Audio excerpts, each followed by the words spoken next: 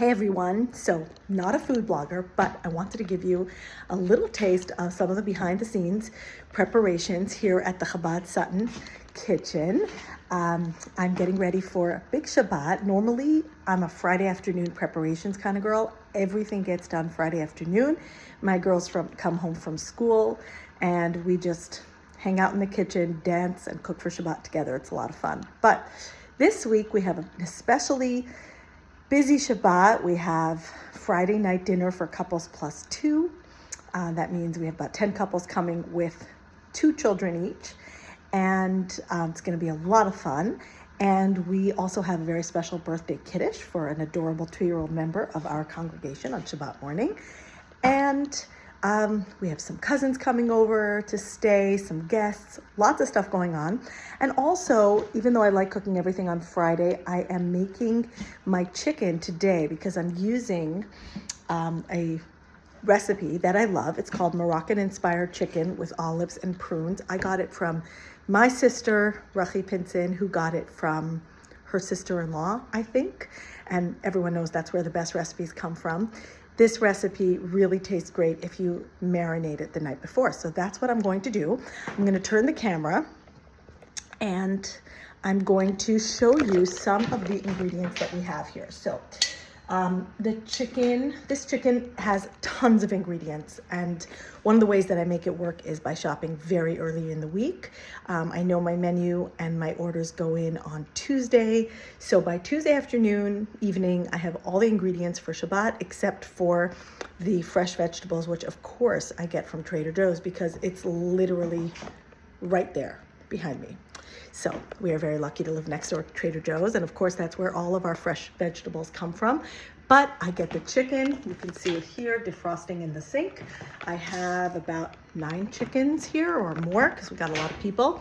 And I have all these dry ingredients that go into the chicken. So I have prunes, oregano, bay leaves, parsley, garlic, and of course I use these frozen garlic cubes. Brown sugar and wine go on last, and I'll show you that in a minute.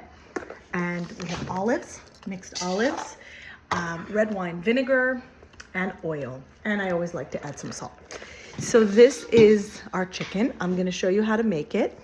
I'm just gonna put on my gloves. I don't know how food bloggers do this. How do you juggle and cook at the same time? How do you film and cook at the same time? I'm gonna try. So, many people have asked me why I cook for Shabbat when I live in New York and there's so many catering options. The truth of the matter is that I love cooking for Shabbat, and I love, thank God, using our beautiful new kitchen, which we renovated last year. And I really love cooking, and I love serving, and I love giving everybody who comes here a taste of homemade, delicious Shabbat food. So I'm going to start with prunes. These are pitted prunes, and dump them in. This recipe is really not that hard. It just, like I said, takes a lot of ingredients. So you got to have them on hand. I'm going to post the recipe. I once taught people how to make this recipe as part of a series that I did, or a class I did called Shabbat in an Hour. I was very proud of myself in those days for getting Shabbat done in an hour, but the truth of the matter is those days are over. And now, thank God, my children are big, my work is all flexible, and I'm able to do longer Shabbat prep, which is more fun anyway. So I'm tripling this recipe, and I'm putting in 3/4 of a cup of oregano. I'm gonna add a little bit more here. A lot of spices, so you really need to make sure you shop for these spices because you'll use out your spice cabinet if you don't. And 3/4 of a cup parsley.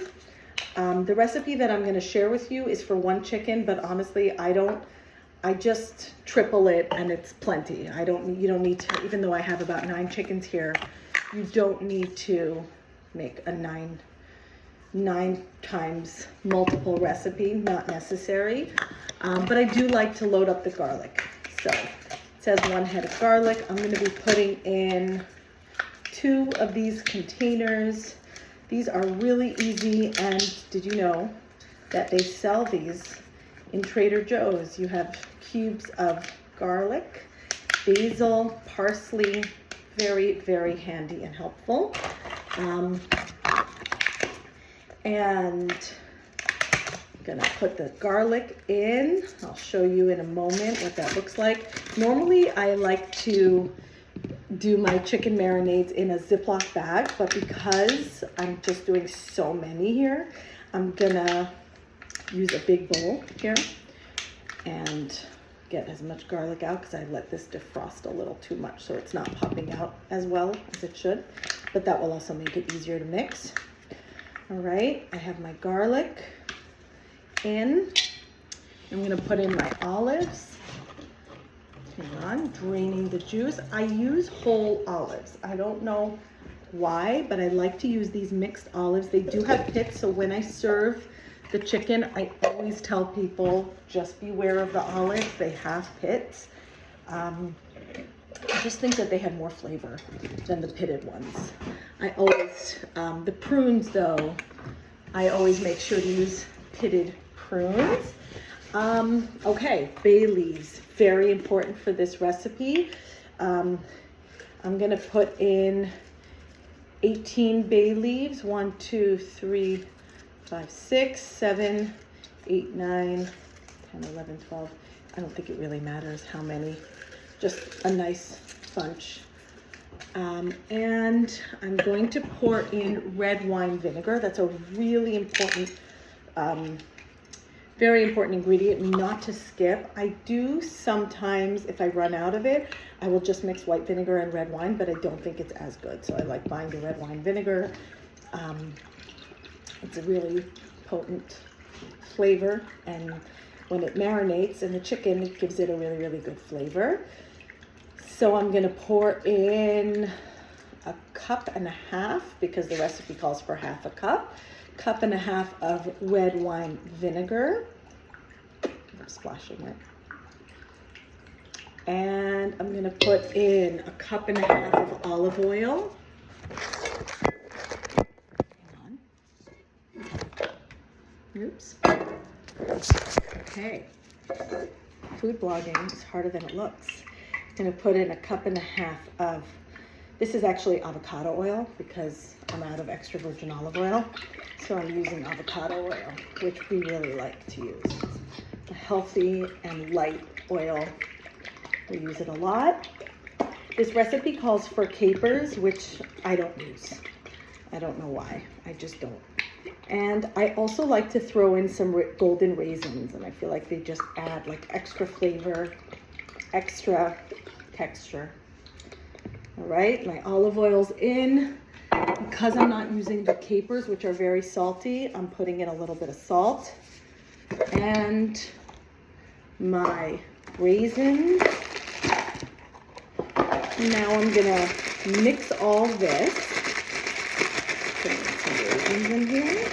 That should be enough. Now I'm gonna try to show it to you. See what's going on here? It's a lot. I'm gonna mix this all here and add my chicken. I have all this chicken sitting here. I use dark meat chicken for this recipe, and also because most people here like dark meat chicken, but you can definitely use any kind of chicken. And then this is gonna go into the fridge, and it's gonna marinate overnight. And in the morning, I'm gonna put it into a pan, and I'm gonna cover it with brown sugar, a cup of brown sugar, and white wine. I use up all my old wine, my open wine bottles, and I pour it over, cover it tightly, and bake it for about 1.5 hours at 350, and then uncover it for about another 15-20 minutes till it's nice and brown. Baste it a little bit if you have to, and serve it over rice. It's delicious. It's a really centerpiece dish for Friday night, and I hope the moms and dads tomorrow night are gonna love it. Of course not the children. The children are getting chicken nuggets, obviously. This is gonna be really fun, and thank you everybody. Shabbat Shalom.